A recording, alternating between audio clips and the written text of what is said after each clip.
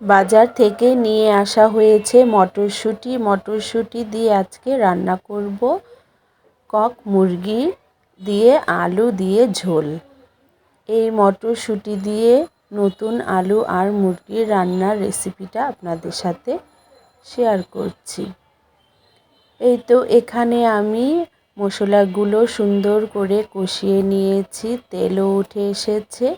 এখানে তেল, পেঁয়াজ, গরম মশলা দিয়ে সুন্দর করে পেঁয়াজগুলো কষিয়ে নিয়েছি মশলা দিয়ে।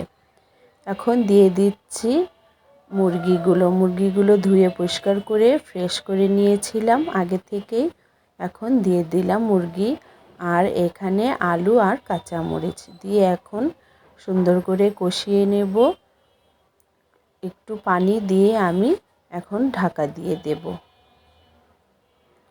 তারপর চলে আসলাম আবারও 5-10 মিনিট পরে। এখন এ পর্যায়ে দিয়ে দিচ্ছি মটরশুঁটিগুলো।